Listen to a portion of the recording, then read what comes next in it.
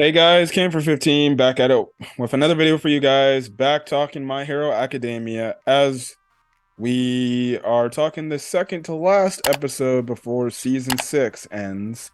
Next week will be the season finale, and then the wait for season 7 will begin. Mm-hmm. And how long will that take, I wonder?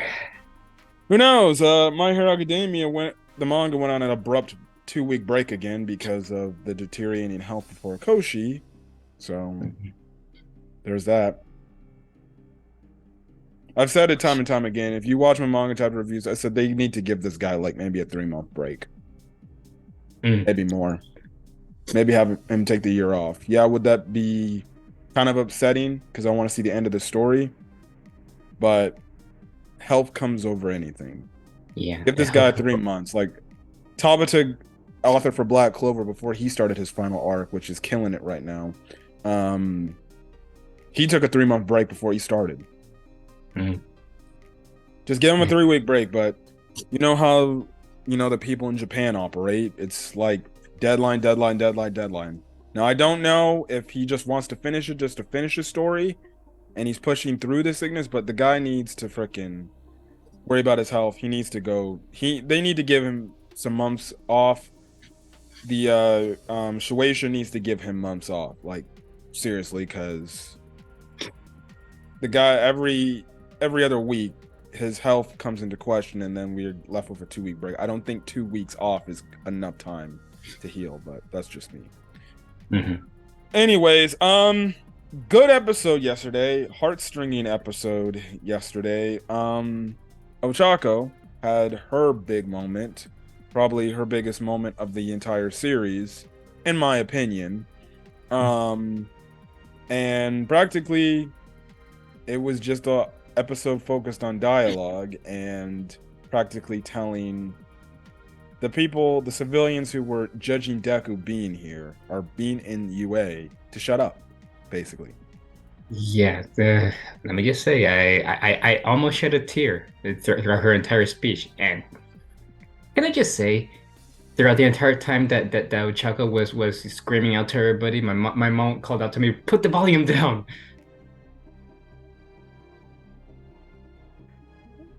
My mom literally ruined the moment right there Oh, for me. I'm so sorry for that. I'm so sorry for you. Carry on, man. Carry on. Yeah, Ochako practically to be honest, this episode might be a shorter episode review because there's really nothing else to talk about other than what Ochako brought up in this episode and then just the people reflecting on the name on what it. Now, one thing that we did see that might be interesting is the fact that it seems like this UA defense system they've been preparing so much that I guess you could say they found a way to maybe counteract Shigaraki's decay ability when it comes to other civilians. Practically, they created an underground tunnel system where they can throw layers on top of layers underground. So Shigaraki just say he shows up and he starts using decay. Um, I guess that first wave of would block the decay wave and it would stop. So I guess for the time being, that's good. That will be able to get people to safety, however they may need to get to safety underground. And the thing is, I think they took that from Shiketsu High. As well as they also make the mention, we say Aizawa in this episode. Yep, He's he not has an looking in good shape, huh? yeah, he has an eye patch and he has an automail leg. Yes. Uh, yeah, I did did he get like his quirk taken away already or? No, he still has his quirk more. It's just compared to Two Eyes, I don't think One Eye is good enough. Yeah, Definitely takes away your full peripheral vision and your full line of sight. that'll mean two times the stress on that one eye if he tries to use his quirk. Yeah, and then mind you, he with that prosthetic leg, he might not be able to move as fast as he used to. Hmm. So it's gonna be interesting. Whenever they have a final battle against Shigaraki, if he has to be there to try to turn off his quirks, he's gonna kind of be like what he was. in this previous fight against Shigaraki, just standing there doing nothing because of his injury, other Mhm. than just focusing on Shigaraki. But yeah, that's kind of the thing there. That's kind of an update there. They also have a defense system in place just in case Toga, for some odd reason, tries to, I guess, break into UA. They said they got a whole thing set up to where we'll be able to detect if she uses her quirk to try to change into somebody, which is good. Yeah, that's actually really good because you remember what happened at that like the Yep, at with that Shiketsu. Yep. hmm That's kind of the thing there. But basically, like we made a mention, this episode is just Ochako pleading to the crowd, listen, don't judge him.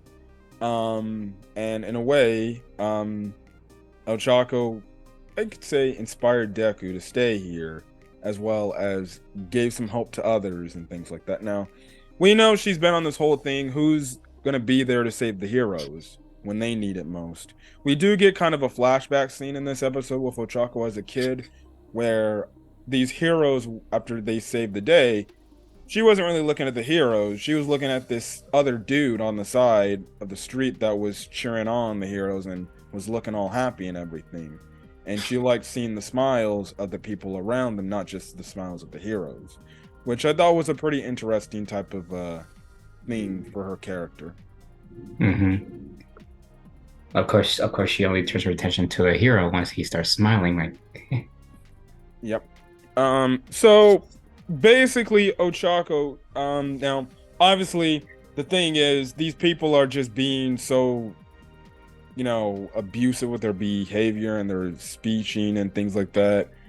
You know, it was kind of horrifying that I yeah, credit to Studio Bones. They did a great job from Deku's perspective. Just a dude who's just like mentally broken, I guess you can say, with everything that's been going on.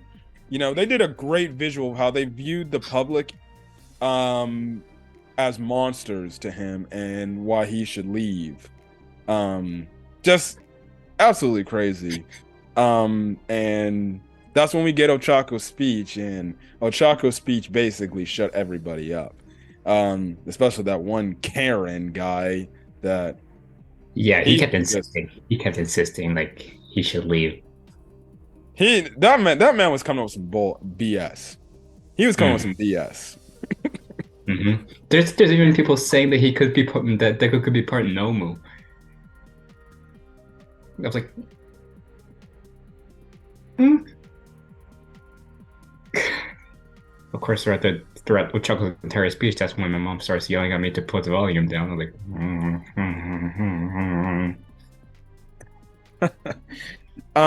Yeah, so basically Ochako pretty much goes on the top of the UA building and she pretty much gets his microphone. She pleads to the crowd, listen, just let Deku stay. Well, she doesn't call him Deku, she calls him by his full name, Izuku Midoriya. And she's like, let him stay, you guys need, she basically saying, you guys need to understand what he's been going through. Yes, he has this very important quirk that comes with a lot of responsibility, but he needs some rest. Is it okay if he like gets some rest? Then you got the Karen guys like, well, who gives a crap? I don't give whatever. But basically, the whole moral purpose of the story or of this speech was pretty much Ochako telling the civilians, listen, we're no better than you guys. Yes, we have made our mistakes, and we're doing our best to try to correct them whatever way we can. But at the end of the day, we're normal people. We're human beings just like you guys are. We just have special abilities and we have special talents to carry out and save the people. And she makes a point saying, like, just look at him. He's just a kid in freaking high school. And you're freaking putting everything on him and you're telling him to leave because he has this huge burden on him. And she says, like, look at him. Just look at what he's been through. And you just have the crowd just look at him and they see his entire hero costume all messed up. He looks all it's the funny thing too. It's like with professional sports. You have these athletes in professional sports that do these amazing things. They have these God-given talents, and especially these superstar players. But at the end of the day, they're just like me, my co-host here, our families. They all go home to their families. Hmm. They're just regular human beings. They just have God-given abilities that I wish I could have, or I could only dream of having. But at the end of the day, they're just normal people, and yes, even to an extent, I'm some of the people. I accuse obviously those people of being super bad and terrible, and things like that. Now, I don't say offensive things about them, but I say like this guy sucks, But at the end of the day, that's kind of the thing there. I really did like this freaking speech by Ochako. It definitely hit close to home, and it definitely made people end up waking up. Hmm. Deku, wipe her up, man. Wipe her up. Yes, I think we already know that. Yeah, moving from that point, again, this dude is like, well, yeah, but and then man, I swear, I think there's so many damn times in this back half of this arc, there was these civilians that were judging the heroes, and you just wanted to be like, you all need to get hurt. You need to get slapped upside the head. Mhm. I know I would have freaking did. I'm like, man, all right, fine. Then you get the hell out of here. So, we actually see a very familiar fellow in the crowd who gives his 2 thoughts on the sense. Who is that guy? Kota. Well, not Kota, the man. Oh, that man. What's his name again? We don't know his name, but Yeah, but we seen him in the very first episode, basically. yep, the very first episode of My Hero Academia, which I remember seeing this in the manga. I'm like, yo, this is a full circle moment here, right here. Mm-hmm. And practically this guy says, listen, I think we as a society has failed because before All Might, we didn't really rely on a hero in society, but when All Might came, that was the one dude, and we didn't have to worry about nothing. We thought that All Might was just the standard that all heroes should be, but we know that each and every hero is different from their own ways. I like how he pretty much broke that down too. And he pretty much said, listen, we should be opening our arms to this kid. He's been working his tail off. And then who are the 2 people that pretty much console Deku? Kota and that one furry woman. What does Kota tell Deku pretty much? I'm sorry. I feel like I had to step up, but I just froze because it was all that happened, and the woman was like a bit earlier just now. She was like he saved me once and he kept fighting. Yeah, she didn't know that. Mm-hmm. We've also found out that woman was turned away by other places, but Yue was the one person, that obviously that obviously took her in, and she pretty much thanks Deku for doing that, for finding her and things like that. What was also the one backstory moment we see with Kota in this episode too that was kind of nice? You take it away. Oh, come on, it's so easy. Don't put me on the spot and do it, man. We get a flashback moment to show how much Kota's inspired by Deku. We see how Shino pretty much takes him to this shoe store, and he gets practically similar shoes just like Deku did in like early stage My Hero Academia, which I thought was nice. You couldn't say that? Big deal, man. Move on. All right, fine. Yeah, but that's basically it. Everybody consoles him, and everybody's, surrounds him. They help him, and then we actually get a pretty interesting thing from Deku as the narrator. Now we know the story is of Deku, obviously becoming the world's greatest hero, but what does it then change into? Apparently, that everyone becomes the world's greatest hero. Yes, which it's all chip in effort. I did like that whole moment. of that. And heck, even after this moment, there's a few chapters in the manga where it was literally called how we all became the world's greatest heroes, and it said like part 1. I thought that was a nice little change there, where it's like, okay, yes, at the end of the day, Deku's obviously going to be the #1 dude. But at the end of the day, it's a group effort amongst him and his friends, and even some remnants of the previous age to try to change Japan for the better. So, yes, that's pretty much the episode. But we get left off on an episode cliffhanger going to the final episode of season 6. What is that cliffhanger? The hero killer Stain. And he is observing All Might. He's following All Might. So. Like I said, one of my predictions was he'll listen to what All Might has to say, and then he kills him. That's one of my predictions. You think All Might's dying? You think that's we're gonna get left off the cliffhanger? All Might dies. I don't see that happening, but at the same time I do. So death flags are up, everybody. Death flags are up. Yeah, because I see that psychotic look in Stain's eyes. Hey, could happen, could not. Who knows? But yeah. Oh yeah, we also Todoroki also tells his dad, "Hey, we're taking on Dabi together." Mm-hmm. So, yes. There's no ifs, ands, or buts about that. So we potentially might be seeing Endeavor and Shoto against Toya Todoroki. Mm-hmm. So yes. Anyways, that's pretty much it. Yeah, it was probably a shorter episode review because it was just all dialogue, but good dialogue at best. Anyways, we're gonna get out of here. If you guys like the video, leave a like, put in the comment section your thoughts on this week's episode of My Hero Academia, as well as hit the subscribe button when you get more My Hero Academia content or any other anime or manga content of My Hero Academia that I will upload to the channel. Again, sorry for getting this video out a day later. I was working LA Marathon Expo, and I was at a cousin's birthday party. There you go.